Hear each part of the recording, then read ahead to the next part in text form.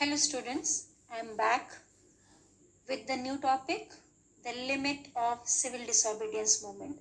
Earlier, we have studied about the different movement under the civil disobedience movement. But in this module, we are going to learn about what are the drawbacks, what are the limitations of the civil disobedience movement.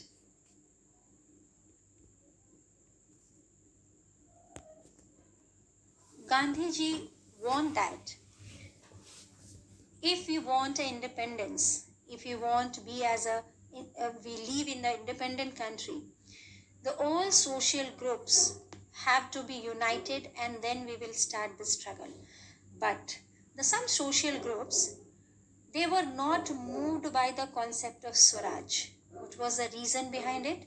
The reason behind it, our Indian society is divided into the different varnas. Earlier we have studied the four varnas, Brahmanas, Kshatriyas, Vaishyas and the Shudras. These Shudras, one such group was called the untouchables, who began to call themselves Dalit around 1930.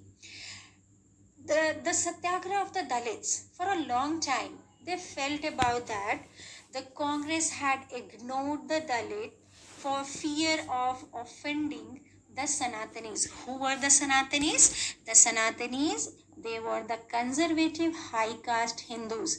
They always felt about that if we are going in front of these people, definitely they are discriminated. So Gandhiji called Dalits as a Harijan. Harijan or the children of God. Meaning of Harijan is the children of God. Gandhi believed the Swaraj would not come for 100 years if untouchability was not eliminated. So Gandhiji organized Satyagraha for Harijans to secure their entry into temples and access to public wells, tank, roads and the school. You know that students, Gandhiji himself cleaned the toilet to dignity the work of Bhangi. Bhangi is called the sweepers. Gandhiji urged the upper class to change their mindset regarding the untouchables, because if we are not going to change our mindset, definitely a long time we are not going to take independence.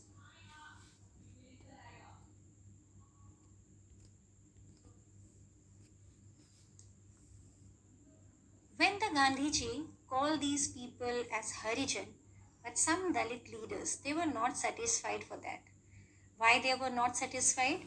Because Dalit leader wanted a different political solution to the problem of their community. Because they felt that this is only a social solution. Sometimes after freedom, our situation is just returned like this. So they want the political solution. They demanded reserved seats in the educational institution. What was the demand of these Dalit leaders? The demand was the reserved seats in educational institution and a separate electorate that would choose Dalit members for legislative councils. And the very famous leader of these community, Dr. Bhimrao Ambedkar, organized that Dalit into the Depressed Class Association. He founded one committee and organized one association called Depressed Class Association. It is founded in 1930, and his views different with the Mahatma Gandhi at the second roundtable conference by demanding the separate electorate for Dalits. Why Gandhiji was not ready to give the separate electorate? Because we all know that India is a diverse country. Gandhiji felt that if I give the separate electorate in one particular community, definitely it make a trouble. Other communities also demanded the separate electorate. Then no doubt we are going to destroy our secularism. So when the British government admitted Ambedkar demand, Gandhiji began a fast unto death. Gandhiji believed that separate electorates for Dalit would slow down the process of their integration into the main society. So finally, after Ambedkar felt about that, and Ambedkar ultimately accepted Gandhiji's position. And what was the result of this negotiation? This negotiation, popularly it is known as Pune Pact. Pune Pact of September 1932 was signed in between of Dr. Bhimrao Ambedkar and Mahatma Gandhi. It gave the depressed classes reserved seats in provincial and the central legislative council. But the Gandhijis said that definitely I am going to give the reserved seats for your class, but they were to be voted in by the general election. That means the election becomes same. There is no special and separate elections were going on. The elections same, and they were to be voted in by the general election.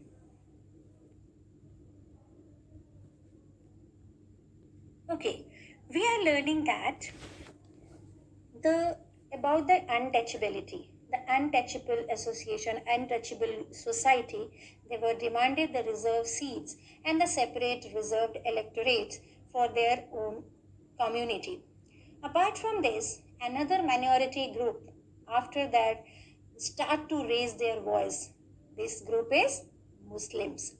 Some of the Muslim political organization in India rarely participated in the civil disobedience movement, because just you think about, just you remember that point, after the decline of non-corporation and Khilafat movement, a large section of Muslim felt separated from the Congress, because the Muhammad Ali and Saqat Ali, have you remember that point? The Muhammad Ali and Saqat Ali, they were the leader of the Khilafat movement, but after some situation, they are separated from the Congress. From the mid 1920, the Congress came to be a more visibly associated with openly Hindu religious nationalist group, because the Muslims felt that this party is only for the Hindus, and this is always become a true when the religious nationalist group like a Hindu Mahasabha told that India's maximum population is belongs to the Hindu community, definitely we are in majority. So Muslims always feel alienated because they are in the minority group. As relations between the Hindu and Muslims, and what was the result of that? The relationship between Hindus and Muslim is become very worst. Hindu-Muslim communal clashes and riots occurred in the various cities. Every riot depended the distance between the two religious groups. Just you remember that Gandhiji always warned that we start movement with the violence, but suddenly it turned into the violent, non-violence to violent.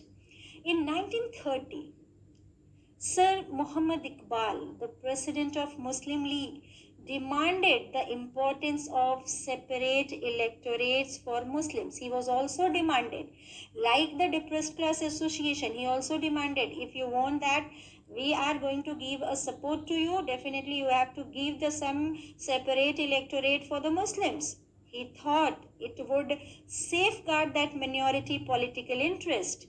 He justified the Muslim demand for the creation of a Muslim in India within India.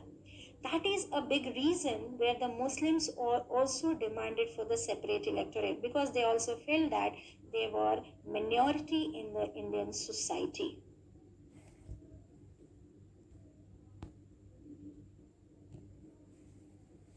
After some times, Gandhiji again wanted to make them united, like Hindus and Muslim. The Congress and the Muslim League made effort to talk again for unity. In 1927, it appeared that such a unity could be possible. They are start to unite themselves. The only difference between Congress and Muslim League was on the representation in the future assemblies, or and that were to be elected. That apart from this, no any other things are going on. The other prominent leader in the Muslim League was a Muhammad Ali Jinnah of Muslim League was willing to give up the demand. They said that, okay, I am going to give up the demand, but I have two conditions. The first condition, Muslims were assured reserved seats in the Central Assembly, and the second condition was representation would be in proportion to be a population in Muslim dominated provinces. And which areas are the Muslim dominated provinces? It's a Bengal and Punjab. But all hope of resolving this issue at all party conference in 1928 disappeared when Amar Jaikar of the Hindu Mahasabha strongly opposed efforts at compromise. He was not ready to make any compromise. So when the civil disobedience movement started, there was the atmosphere of suspicion and distrust between the two communities.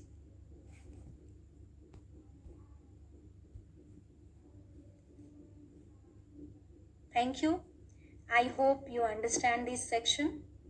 I will back with my new topic, the last topic, the sense of collective belongingness, in my next video.